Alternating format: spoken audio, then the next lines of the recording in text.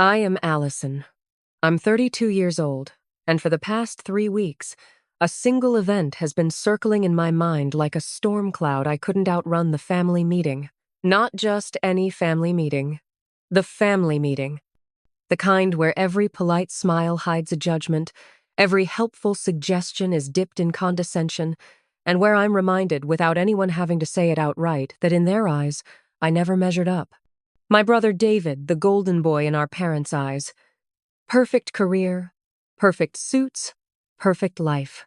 My sister Laura, socially polished, married into money, living in a world of charity, galas, and champagne brunches. And then, there's me, the middle child, the one who took the wrong path in their opinion, the one they think gave up a stable future for some silly dream. In their minds, my life stalled years ago, and I've been quietly struggling ever since. They don't ask about my life. They assume it.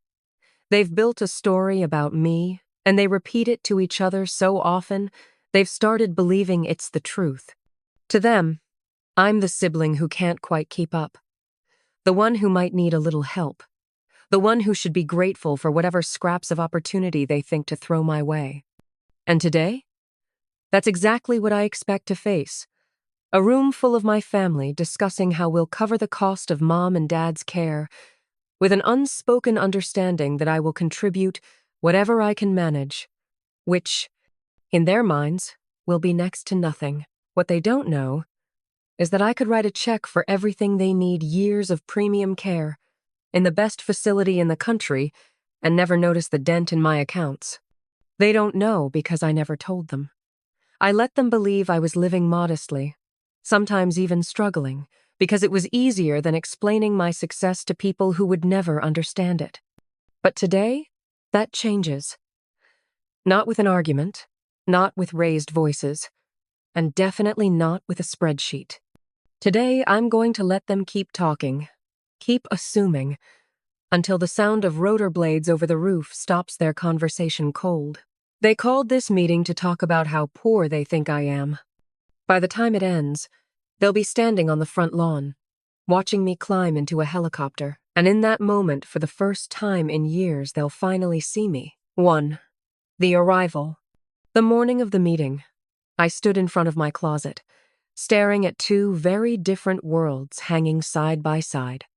On the left, everything screamed success: perfectly tailored blazers in soft Italian wool, crisp white shirts that still carried the faint scent of the boutique they came from, designer dresses in silk and cashmere, and handbags arranged like trophies on the shelf above. Beneath them, a neat row of heels in glossy black, muted beige, and deep red, each pair worth more than my family probably thought I earned in a month. On the right, the mood was entirely different: worn-out jeans with faded knees, sneakers whose soles had started to fray, and an old hoodie with a cracked, faded logo from a tiny coffee shop I had worked at during college.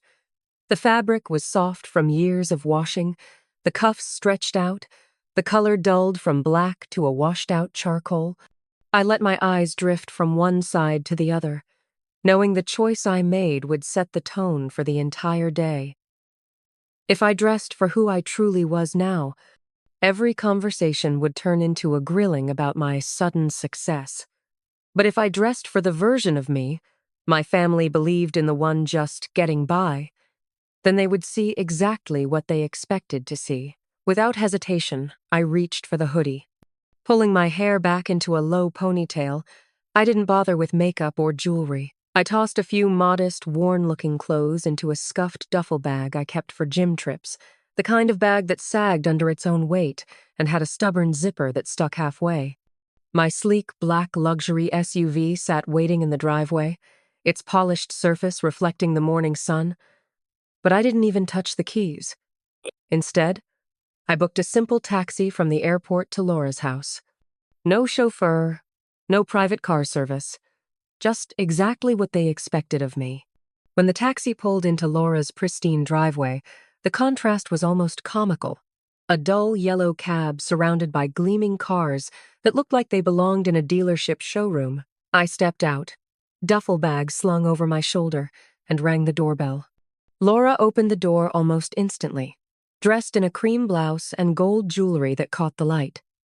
Her eyes swept over my outfit, pausing briefly at the fraying hem of my hoodie before landing on my sneakers.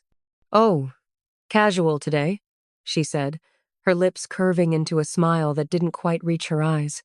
Inside, the air was filled with the faint scent of freshly brewed coffee and something sweet baking in the oven, a detail I was sure had been planned to make the house feel warm and welcoming. But the atmosphere was anything but warm. David was already there, seated at the head of the long dining table like the CEO of a board meeting. His posture was perfect. His navy suit pressed so sharply it looked like it had been tailored that morning. A laptop sat open in front of him, connected to the big screen TV, where a spreadsheet full of numbers and charts was projected for everyone to see. As I stepped into the room, his eyes went straight to my bag. He smirked slightly, the corner of his mouth pulling up in that way people do when they think they're making a harmless joke but are actually showing their true opinion. "You travel light," he remarked, his voice carrying a faint edge. "Guess it saves on baggage fees." I matched his smirk with a small smile of my own. "Something like that," I replied evenly, walking past him to find my seat, already feeling the weight of the assumptions they had about me pressing in from all sides. 2. The first cuts. I had barely taken my seat when David cleared his throat, that deliberate meeting room sound he uses when he wants everyone's attention. He clicked a key on his laptop, and the spreadsheet on the TV shifted to a new slide labeled Projected Costs Contributions.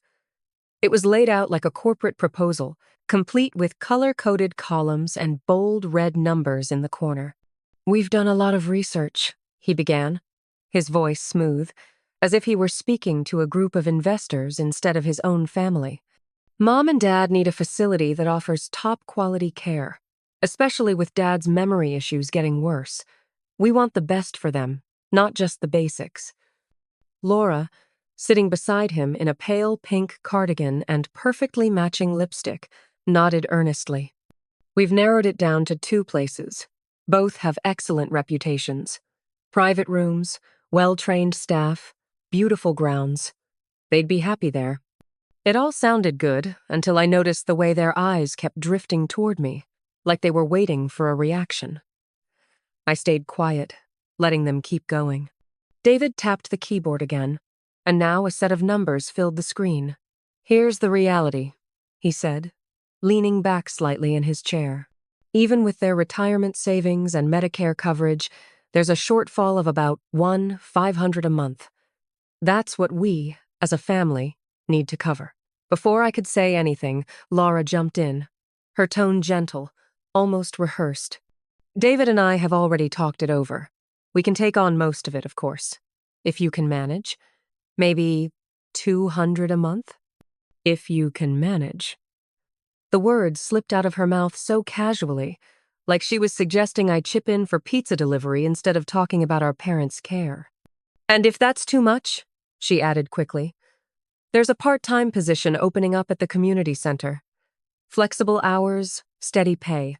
You could pick up a few shifts, it wouldn't be much, but it might make it easier for you to contribute something." She was smiling the whole time, but the kindness in her voice was hollow. It wasn't an offer to help me. It was a way of keeping me in the role they'd assigned me years ago, the one who couldn't quite keep up. I kept my face neutral, resting my hands in my lap so they wouldn't see how tightly I was gripping them. "I'll think about it," I said simply. My voice was calm, but inside I felt the familiar burn in my chest. David nodded, as if I'd just confirmed his assumptions. "We just want to be realistic," he said. "It's better to figure out what everyone can do, instead of expecting equal contributions." "Equal contributions?" I almost laughed. I could have covered the $1,500 every month without even touching my investment income, but telling them that now would be too easy. No, I was going to let them keep talking. Because every word, every assumption, every polite insult was only making the ending I had planned that much sweeter. 3. The breaking point. The conversation shifted, but the tone didn't. Every topic somehow circled back to the same unspoken theme that I was the weak link. David clicked to the next slide on his laptop, showing glossy photos of the care facilities they'd been considering. His voice took on that polished presentation style he must use at work. "This one offers an incredible memory care program," he said, pointing to a photo of manicured gardens. "Of course, it's a bit more expensive, but the quality is worth it," Laura added quickly. "And this other one has a really nice social calendar for residents. They even host afternoon teas and holiday events. I think Mom would love it." I nodded along, but I could feel the weight of their glances. Every time David talked about cost, he seemed to glance my way just a fraction longer than necessary, as if silently asking, "Can you even afford this conversation?" Then came the direct questions, wrapped in fake concern. "Do you even have a steady job right now?" David asked, leaning back in his chair. His tone was casual, but the words hit like a dart. Laura jumped in, tilting her head slightly. "Are you still in that tiny apartment you mentioned? The one with the noisy neighbors?"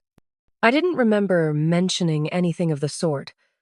What I had said, months ago, was that I'd downsized temporarily while overseeing a property renovation, but they'd taken that and twisted it into their own version of the truth, the struggling sister in the rundown apartment. I gave a neutral answer. I have a comfortable place, which was true if you considered a penthouse overlooking the city park. Comfortable. David wasn't satisfied. "Look, Allison," he said, his voice dipping into that patronizing register I knew so well. "Maybe it's time to think practically. You can't couch surf and freelance forever." Couch surf? I almost laughed out loud. In reality, I had a house manager and a personal assistant who sometimes stayed overnight at my place.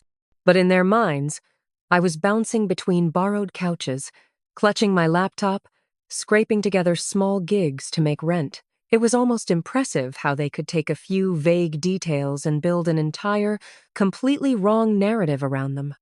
Laura leaned forward, her hands folded like she was about to give me advice I should be grateful for. "You're talented, Allison, but talent only gets you so far. Stability matters. Benefits matter. Maybe you should consider something steady, even if it's just for now." The words washed over me like they had so many times before, each one adding another layer to the wall they'd built between us. They didn't see me.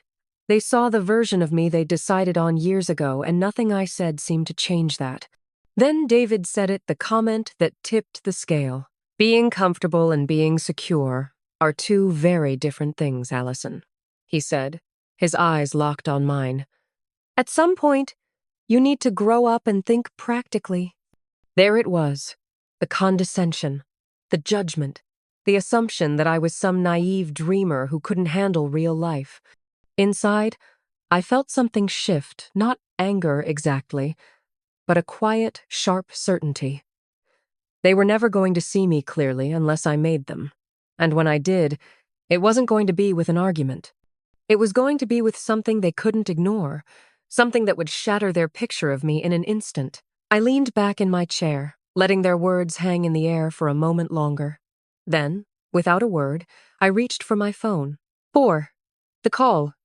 I let the last of David's words settle into the air, the room falling into that strange kind of silence where no one wants to be the first to speak, yet everyone is silently evaluating whether the point has been made. He leaned back slightly, the faintest trace of self-satisfaction on his face, as if he believed he had finally given me the reality check I had apparently needed. Laura sat beside him, her hands folded neatly on the table, the picture of gentle concern, though I could see in her eyes that same quiet confidence that they were right about me, that they knew my life better than I did. I didn't argue. I didn't even bother defending myself. What was the point? For years I had tried, here and there, to explain my work, my choices, the life I had built, but it never landed. Every explanation was reduced to a hobby, a phase, or a temporary escape before I would come to my senses and join the path they considered acceptable. They didn't want to understand me, they wanted to be proven right. And for a long time, I had let them believe they were. But now, I was done playing along. So, instead of answering David's thinly veiled lecture, I reached for my phone in one unhurried motion, sliding it from my pocket as though it were the most natural thing in the world. My fingers moved over the screen, not in a frantic or defensive way, but with the same calm I used when closing a business deal I knew I had already won. The device felt cool in my hand, the smooth glass, a familiar anchor, and as the lock screen faded away, I could see my own reflection in the black edge of the display, not flustered, not upset, just steady. "I just need to make a quick call," I said, my tone level, giving nothing away. David's brow furrowed immediately, his voice dipping into that clipped tone he used whenever he felt things slipping out of his control. "We're in the middle of something important, Allison," he reminded me, as though I might have forgotten why we were all gathered here. I met his gaze without blinking, holding it for a moment longer than was comfortable for him, then turned my attention to the phone. "It won't take long," I replied, and without waiting for permission, I stood, pushing my chair back slowly so the legs scraped softly against the hardwood floor.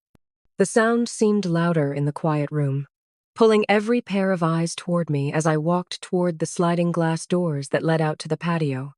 The late morning air outside was crisp but gentle, carrying with it the faint scent of cut grass from a nearby lawn and the distant hum of traffic from the main road. I stepped onto the patio, closing the door behind me with a quiet click, letting the barrier between us feel symbolic. Out here, I was in control of the conversation. I scrolled through my contacts until I found the one I wanted the name saved simply as Rick Pilot. I pressed the call button and lifted the phone to my ear, listening to the faint ring echo in my ear before his voice came through, warm and professional. "Good morning, Miss Parker," he said, his tone carrying that subtle edge of readiness that came from years of precision timing. "Are we on schedule?" "Yes, Rick," I replied, glancing through the glass doors at the figures still seated inside, unaware of what was coming. "We're ready. I want you here in 10 minutes. Front lawn." There was a pause, then the sound of pen on paper as he jotted something down, though I knew he had likely memorized my instructions the moment I spoke them. "Understood. Approach from the east to avoid the power lines. You'll hear us before you see us." I smiled faintly. "Perfect. Make it clean. I don't want them to miss a thing." "Yes, ma'am," he said simply, and then the line went dead. I stood there for another moment, letting the breeze brush against my face, feeling the weight of what was about to happen. This wasn't just transportation, it was a statement. It wasn't about showing off or humiliating them, though I knew the shock would leave them speechless. This was about reclaiming my narrative, about breaking the story they had been telling about me for years. When I finally stepped back inside, the warmth of the room hit me again, along with the expectant faces of my siblings. David gave me a thin smile, clearly thinking I had been outside to take some trivial personal call. "All set?" he asked, his voice carrying the faint sarcasm of someone humoring a distraction. "All set," I said, matching his smile with one of my own, though mine held something he couldn't yet place. I returned to my seat, resting my hands lightly on the table, and looked between them. "Now," I began calmly, "before we lock in any decisions about the care facility, I have one more option to propose." Neither of them knew it yet, but in less than 10 minutes, the conversation in this room would be completely drowned out by the sound of rotor blades cutting through the air. 5. The reveal. David leaned back in his chair, clearly prepared to dismiss whatever I was about to suggest. "Before you start," he said with that practiced patience that always sounded more like a warning than encouragement, "Laura and I have already done extensive research. If it was worth considering, it would be on my list." I met his gaze without flinching. "This one wouldn't be on your list. It doesn't advertise. No website, no brochures. Admission is by private invitation only." Laura gave a light laugh, the kind that dripped with polite skepticism. "And how exactly would you know about a place like that?" I folded my hands on the table, keeping my tone even. Because I built it. The room went still for a beat, not silent because they were listening, but silent because the words didn't register immediately. It was like they were running the sentence through a filter in their minds, trying to adjust it into something that made sense within the version of me they believed in. David's brow furrowed, Laura's smile faltered, but neither spoke. Before they could respond, a faint, rhythmic sound began to creep into the background. At first, it was barely noticeable, a low, pulsing hum that seemed to come from nowhere in particular. But then it grew, deepening into the steady, powerful thump of rotor blades cutting through the air. David paused mid-sentence, looking toward the windows. Laura tilted her head slightly, as if unsure whether the noise was real or her imagination. I stayed exactly where I was, my expression calm, almost bored, though inside I could feel my heartbeat aligning perfectly with the rhythm of those blades. The sound grew louder, the vibration subtly shifting through the floorboards, rattling the delicate china cups on the table. Laura's husband, who had been quietly scrolling through his phone, set it down and glanced toward the glass doors. "Is that a helicopter?" he asked slowly. Neither David nor Laura answered him. They were both on their feet now, drawn toward the wide bay windows that overlooked the manicured front lawn. Through the glass, the scene unfolded like something out of a movie. The sleek black helicopter swept in low from the east, just as Rick had planned, the sun glinting off its polished body. The downdraft from the rotors sent ripples through the neatly trimmed hedges and bent the grass in waves, shaking the branches of the decorative maple tree.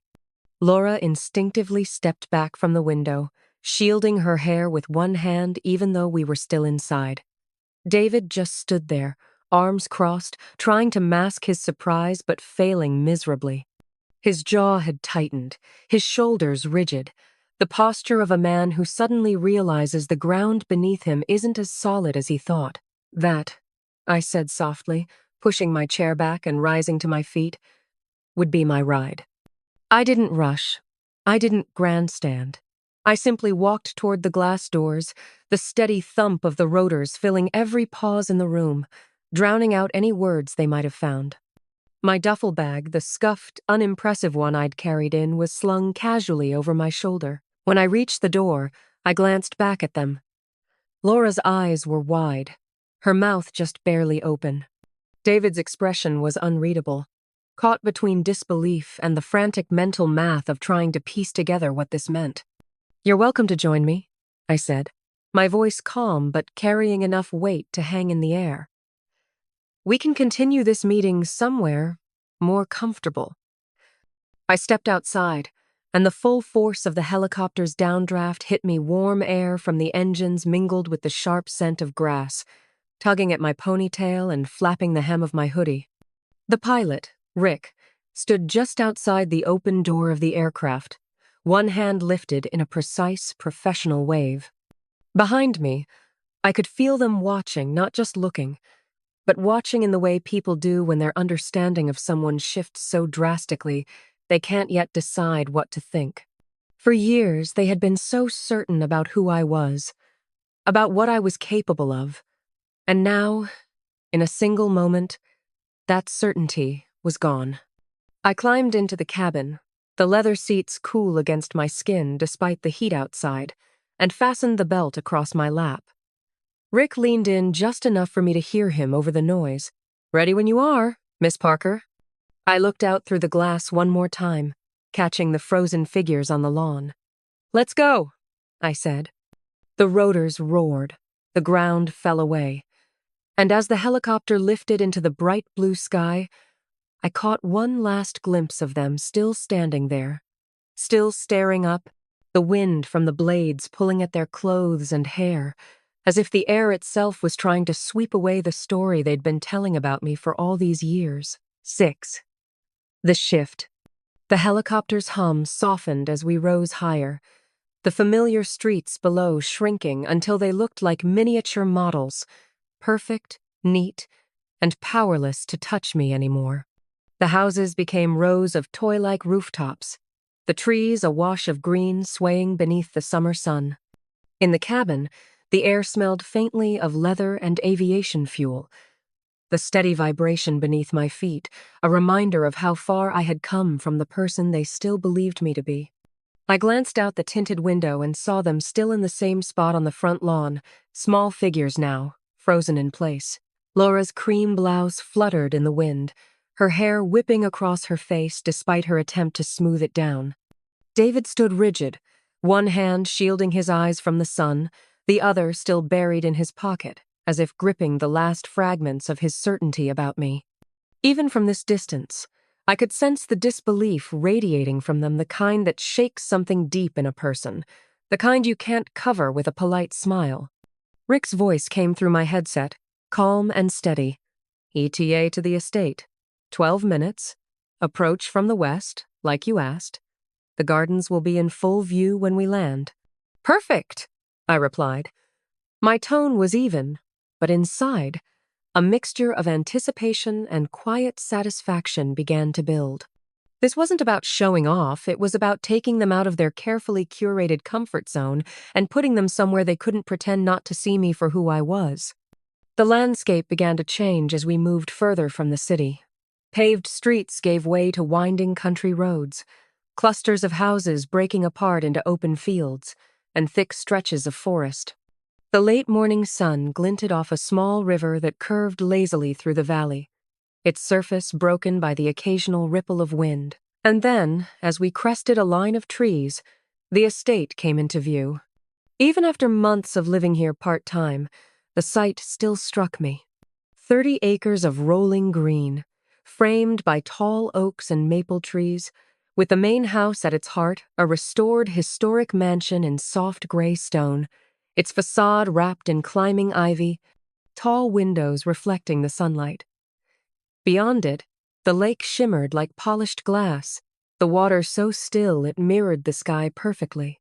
The gardens stretched out on either side, meticulously landscaped with walking paths, fountains, and bursts of color from seasonal flowers. A guest house sat discreetly to the left, and near the edge of the property, the newly built office wing stood modern but designed to complement the mansion's architecture. Rick angled the helicopter lower, circling once so that the entire property came into view from above. The helipad gleamed in the sun, bordered by carefully trimmed hedges, a small fountain visible just beyond it. I could see Margot, my assistant, already waiting at the edge of the landing zone, her dark hair pulled back neatly, a tablet in one hand. As the skids touched the pad, the rotors slowed, and the sound softened from a roar to a steady churn. Rick cut the engine, and the sudden stillness was almost startling. I unbuckled, stepping down onto the solid ground of my property, my world, the wind carrying the faint scent of fresh-cut grass and roses from the nearby garden. Margot approached, her expression a calm blend of professionalism and the faintest flicker of knowing amusement. "They're on their way," she said without preamble. "I've prepared the main salon for the meeting, and the portfolio is ready for presentation. Lunch will be served in 45 minutes. "Good," I replied, handing her my bag. "Let's make sure the view of the gardens is clear from the seating area. I want them to see everything without me saying a word." She nodded once, already turning toward the house to handle it. I paused for a moment before following her in, taking in the full scope of the place, the way the sunlight danced on the lake, the quiet hum of the fountain, the faint sound of birds in the trees. This wasn't just wealth. This was the result of every late night, every failure I had clawed my way through, every time I had chosen to keep going when it would have been easier to quit. 15 minutes later, the low thrum of rotor blades returned. I stepped back out onto the terrace just in time to see the helicopter glide in, its shadow sweeping across the manicured lawn as it descended. The figures inside were easy to make out. Now David, Laura, and her husband, all with stiff postures and carefully controlled expressions, though the tension was visible in the way their eyes darted around as they took in the property from above. Rick landed with the same precision as before, and as the doors opened, they stepped out one by one, the wind from the blades catching at their clothes. Laura's eyes widened as she caught sight of the mansion, her head turning to take in the gardens, the lake, the scale of the property. David's jaw tightened, his gaze scanning every detail, the calculating look of a man suddenly trying to understand how everything he thought he knew had just been rewritten. I walked toward them slowly, my steps unhurried, the gravel crunching softly under my shoes. When I reached them, I smiled, polite, composed, as if this were the most ordinary setting in the world. "Welcome to my home," I said simply, gesturing toward the mansion. "Shall we continue the meeting inside?" They didn't speak. Not yet. And in that silence, I knew the shift had happened. Whatever story they had been telling themselves about me, the struggling sister, the one who couldn't keep up, had just collapsed under the weight of what stood all around them. 7. The truth. The air inside the mansion felt cooler, calmer, carrying the faint fragrance of fresh lilies from a vase on the console table. The high ceilings seemed to draw the tension upward, but the polished marble floors made every step echo just enough to remind them they were not in familiar territory anymore. Sunlight streamed through tall windows, washing the room in a golden glow, and beyond the glass, the gardens stretched out like a living painting. I led them into the main salon, a vast room with cream-colored walls, crown molding that traced the edges like fine lace, and plush seating arranged in a way that encouraged conversation, but still allowed everyone a view of the lake outside. The coffee table between us was made of carved walnut, its surface gleaming, and on it sat a leather-bound portfolio embossed with gold initials, P.S.S., Parker Security Solutions. David's eyes landed on it immediately, his brow tightening slightly, but he didn't comment. Laura lowered herself cautiously onto one of the armchairs, smoothing her skirt as though she were afraid of creasing it, her gaze darting between the room and the view outside. Her husband perched on the edge of the sofa, clearly uncomfortable but trying not to show it. I took my seat opposite them, resting my hands lightly on my knees. For a moment, I let the silence stretch, not awkwardly, but with purpose. It gave them time to take it all in, to feel the weight of the environment they'd just stepped into. "This is yours?" Laura finally asked, her voice pitched higher than usual, a mixture of disbelief and something else she was trying to hide. "Yes," I said simply. "I bought it 6 months ago when I decided to establish a regional office nearby." "Regional office of what?"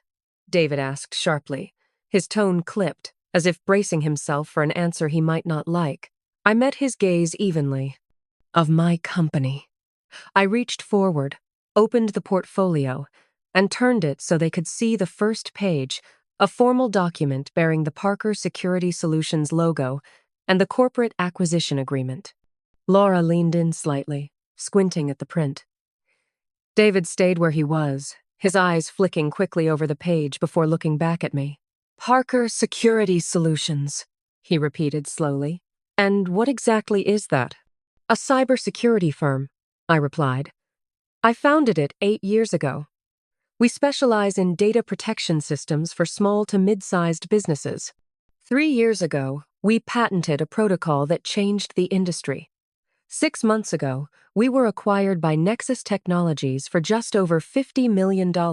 I retained leadership of the division and a significant equity stake in the parent company." The words settled over them like a heavy drop of ink spreading through water, slow at first, then impossible to ignore. Laura blinked twice, her mouth opening slightly before she caught herself. Her husband leaned back, letting out a quiet exhale as though mentally recalculating every conversation he'd ever had with me. David's jaw clenched, but not in skepticism, in the tight, measured way of someone realizing they had been operating on a completely false set of facts. "But," Laura began, glancing quickly at my hoodie, at the duffel bag still resting by the door. You don't," she trailed off, clearly unable to reconcile the image she'd been holding with the one in front of her. "I don't dress like it?"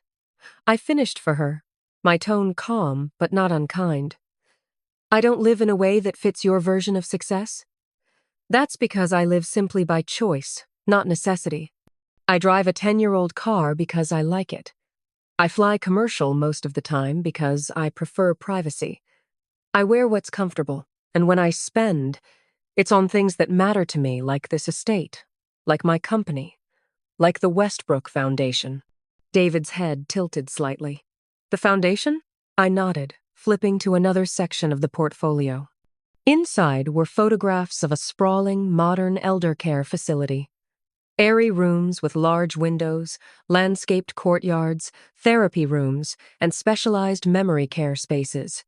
There were also pages of operational details, staffing models, and a trust agreement in my parents' names. I founded it after Dad's diagnosis, I explained, my voice softening. Westbrook Senior Health Foundation operates a private, invitation-only facility designed for dignity and joy, not just safety. The medical care is top tier. The environment feels like home, not a hospital. And it's already fully funded your parents, I added deliberately, looking at both of them. Have a permanent place there, at no cost, for as long as they need it. Laura's eyes widened, and for the first time all day, she didn't look polished, she looked human. David leaned forward slightly, scanning the documents again, his fingertips brushing the edge of the paper as though touching it might make the information more real. You did all of this, David said slowly, and you never told us? I closed the portfolio and sat back. Because every time I tried to talk about my work, you changed the subject or dismissed it as that computer thing I do. You were more comfortable believing I was barely scraping by. It fit your narrative. And honestly, for a while, I let you believe it. It was easier than trying to prove myself to people who had already decided who I was. The silence that followed wasn't the cold, dismissive kind I'd grown used to. This was different, heavier, more thoughtful. My father's voice, faint but steady, cut through it from the far side of the room where he'd been quietly taking everything in. I always knew you were different, he said, his eyes meeting mine. But I didn't understand. Now I do. Something in my chest loosened at his words. A weight I hadn't realized I'd been carrying for years. Laura looked down at her hands, then back up at me. I think I owe you an apology, she said quietly. I thought I was helping when I offered you those things, but I see now it was condescending. I'm sorry. David's voice was quieter than usual. Me too. I assumed your choices were reckless because they weren't the choices I made. Turns out, they were just different and better for you. I nodded, accepting their words without making them work for my forgiveness. This wasn't about winning. It was about finally being seen. 8. The lesson. The weight in the room shifted. It wasn't sudden, there was no dramatic gasp, no single moment when everything clicked for them. It was more like the slow breaking of dawn, the way the first light seeps into a dark room without anyone noticing until it's everywhere. For the first time in years, my siblings were looking at me without that veil of prejudgment in their eyes. The guarded skepticism had softened, replaced by something more complex curiosity, respect, and maybe just a hint of regret. I leaned forward slightly, resting my elbows on my knees, and spoke in the same steady tone I had kept all day. You've both built lives that make sense to you. I respect that. But for me, success was never going to be about status or appearances. It was about freedom. The freedom to decide how I spend my time, who I work with, and what I give my energy to. It was about having the ability to take care of the people I love without asking anyone for permission. Laura's gaze dropped to the portfolio again, her fingers brushing the leather cover as if it might still hold something she'd missed. And all this time, she said quietly, we were worried about you, when we should have been listening to you. I gave her a small smile. We've all been guilty of assuming things about each other. You assumed I was struggling because I didn't live the way you thought successful people live. I assumed you'd never understand my choices, so I stopped explaining them. That's how families drift apart, not through one big fight, but through years of small, unspoken misunderstandings.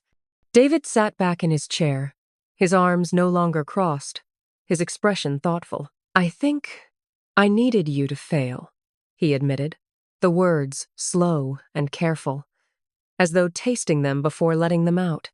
"Because if you succeeded without following the same path I did, it would mean my sacrifices weren't the only way. That's a hard thing to face when you've built your entire identity around being the one who did it right." There it was, the thing neither of them had ever said out loud.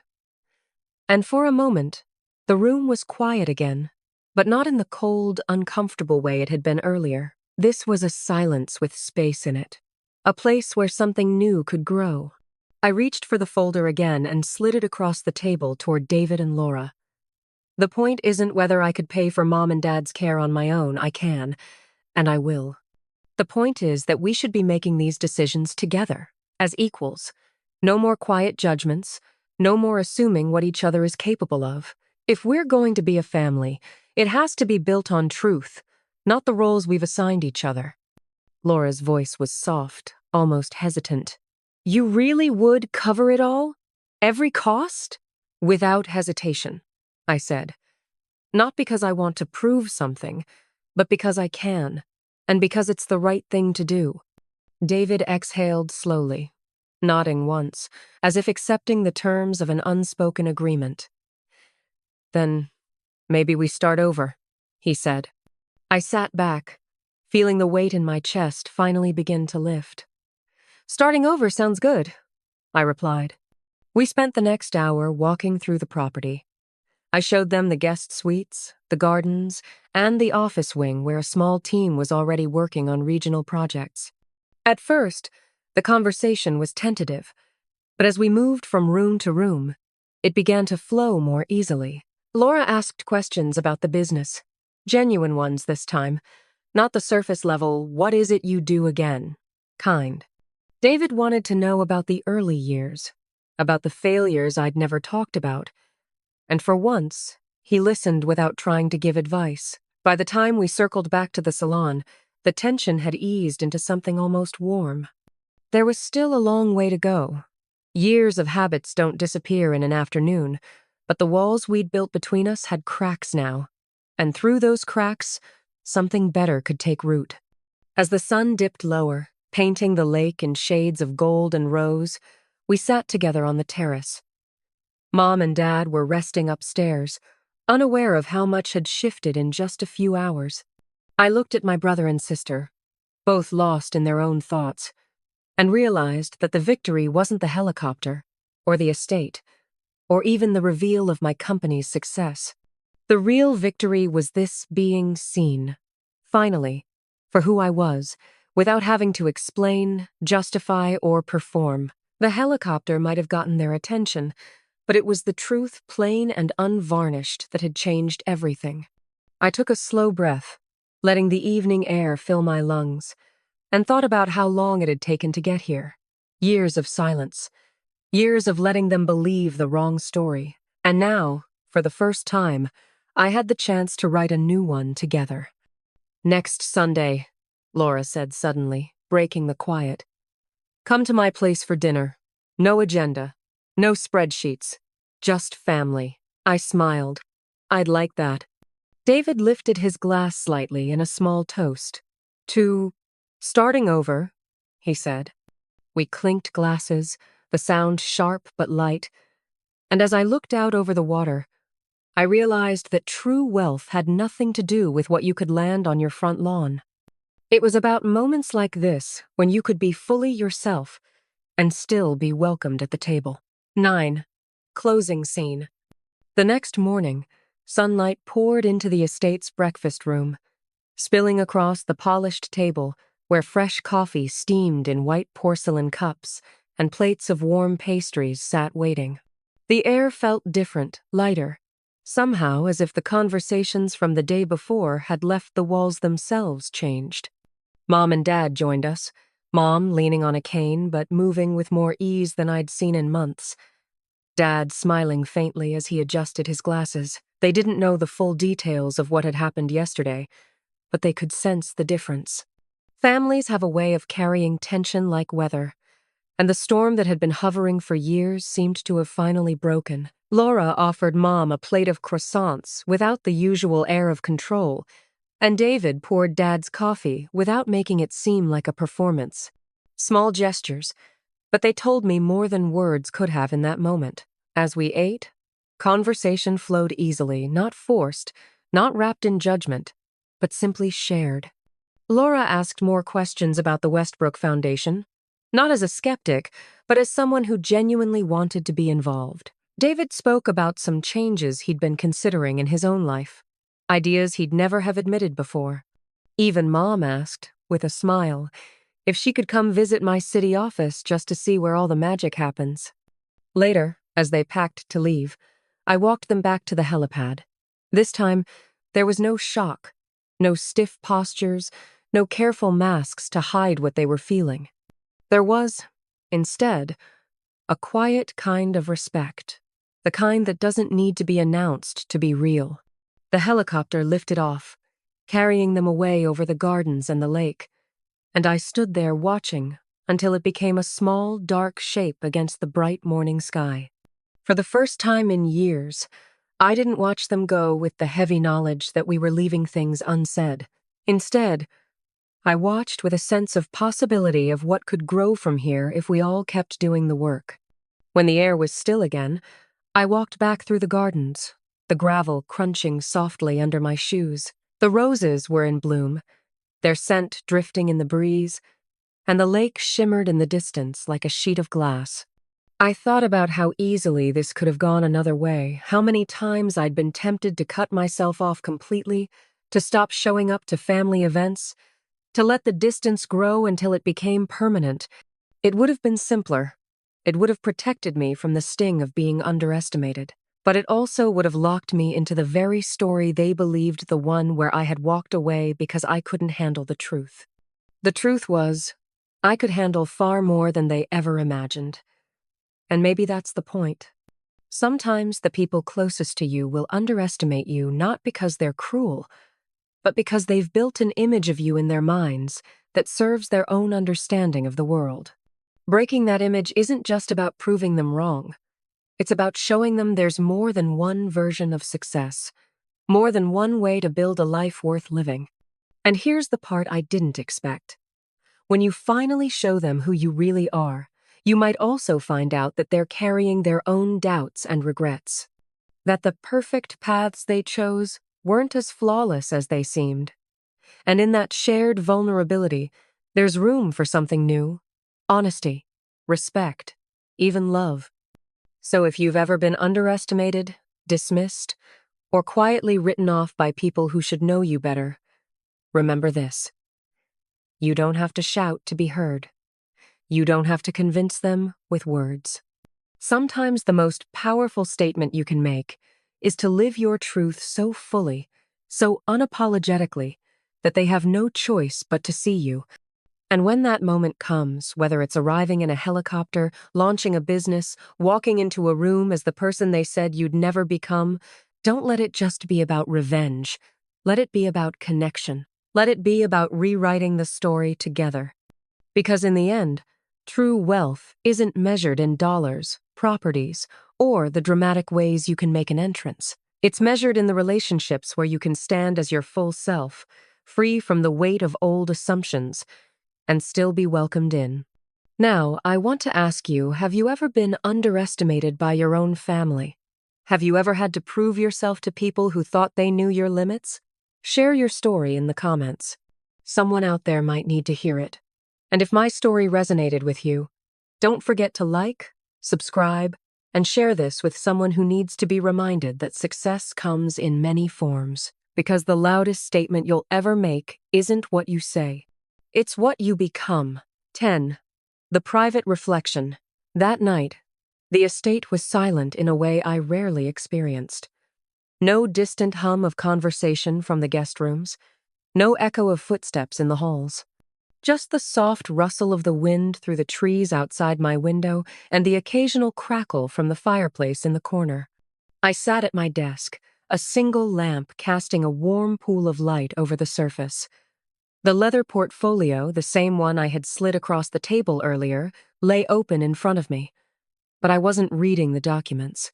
I was tracing my fingertips over the edges of the paper, as if the texture could remind me of the journey they represented.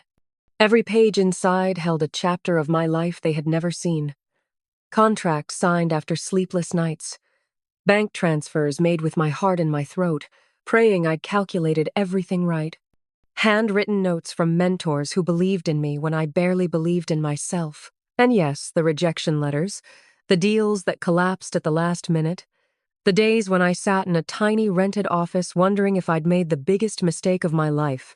I thought about all the versions of myself I had been along the way. The college student in a faded coffee shop hoodie, racing to her shift after classes, the young entrepreneur making cold calls from a second-hand desk, pitching ideas into the void. The woman standing in front of investors twice her age, forcing her voice not to shake as she told them why they should trust her. And then, the woman walking into her family's living room in that same faded hoodie years later, knowing full well what they would think and letting them think it. Because some truths need to be revealed at the right time, and some moments are only powerful if you've waited for them. I realized then that the helicopter, the estate, the portfolio, they were just symbols. They were tools for a single purpose: to show them that I had been building a life all along, just not in the way they imagined. My phone buzzed on the desk, a message from Laura. "Thank you for yesterday. I think I understand you a little better now." I stared at it for a moment, then typed back, "It's a start." Not long after, another message came in from David. "Next time you're in the city, coffee's on me.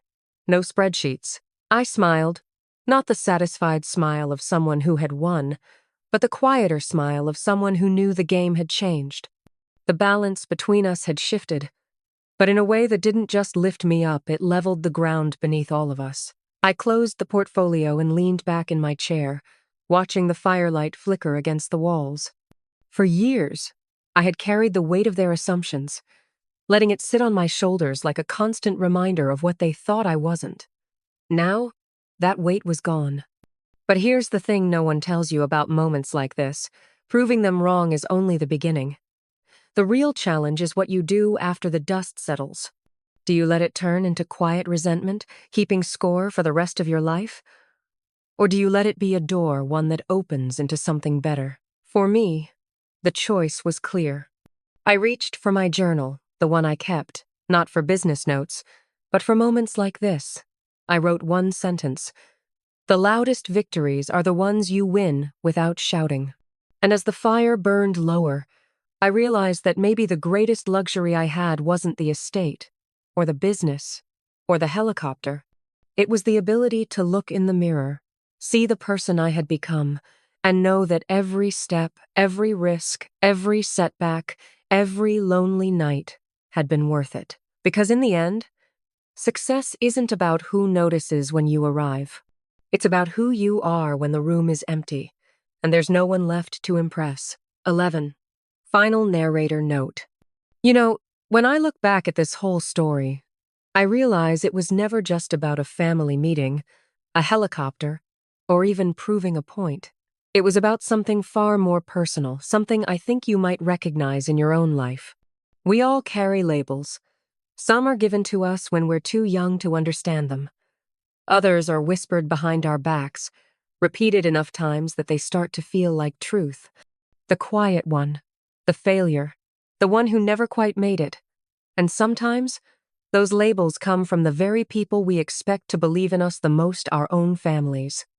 Maybe you've felt it too. Maybe you've walked into a room where everyone already had a version of you in their head, a story they told themselves about who you are and what you're capable of. And maybe, just like me, you've felt the sting of being underestimated, not because they've seen your limits, but because they never took the time to look beyond them. It's a strange thing, isn't it? How the people who should see the most in you sometimes choose to see the least. How they can measure your worth by the surface, your clothes, your job, your car, and completely miss the fire burning underneath. But here's what I've learned, and I want you to hear this clearly. You don't have to spend your life convincing anyone of your value. You don't have to shout, beg, or twist yourself into someone else just to be recognized. The only person who needs to fully understand your worth is you. Because when you know who you are, you stop performing for an audience that was never really watching. You stop giving energy to people who only clap when it's convenient. You stop letting their shallow definitions dictate the depth of your life. And here's the twist: the moment you stop trying to prove yourself, that's usually the moment they start to notice. Not because you sought their approval, but because you became undeniable. You lived in such a way that even their narrow view couldn't contain you anymore. So maybe, one day, you'll have your own helicopter moment. Maybe it won't be a helicopter at all. Maybe it'll be walking across a graduation stage they said you'd never reach. Maybe it'll be opening the doors to a business they didn't believe you could start. Maybe it'll be simply living a life so full, so rich in love and purpose, that their opinions fade into background noise. And when that moment comes, remember, it's not just about proving them wrong. That's easy. The real victory is proving yourself right. Proving to the younger version of you, the one who doubted, the one who cried in silence, the one who almost gave up, that every struggle, every late night, every lonely choice was worth it. If you've been carrying the weight of being underestimated, I want you to hear me right now. You are not defined by the version of you they hold in their minds. You are not trapped in their story. You are the author of your own. So go write it. Go live it. Go show them not with words, but with the life you create. And when you do, I hope you don't just walk into the room they never thought you belonged in. I hope you own it. I hope you look around, smile, and realize you were always meant to be there. Now tell me, have you ever had to prove yourself to people who underestimated you? Have you ever been judged before they knew the truth? Share it in the comments below. You never know, your story might be the one that helps someone else finally believe they can do it too. Because the most powerful revenge is living so fully, so unapologetically, that they can't help but see you even if they never admit it out loud. 12. The legacy. Weeks passed after that day. The noise of the helicopter, the shock on their faces, the polite but awkward hugs, all of it had faded into memory. On the surface, life returned to normal. We still had family group chats, still shared photos of birthdays and anniversaries, still exchanged the occasional sarcastic comment. But under it all, something had shifted forever. It wasn't about the money. It wasn't even about the estate or the business deals that had quietly built my life into what it was. It was about the fact that, for the first time in years, they saw me without the filter of their assumptions. They didn't see the sister who couldn't keep up. They didn't see the one who made questionable life choices. They saw me as I was, and as I had always been becoming. One evening, I found myself in the library of my home, a room I didn't use often, but loved deeply. Floor-to-ceiling shelves filled with books I had collected over decades, some dog-eared from countless readings, others pristine and untouched, waiting for the right moment. On the desk sat a small, weathered notebook, my very first journal from the year I left home.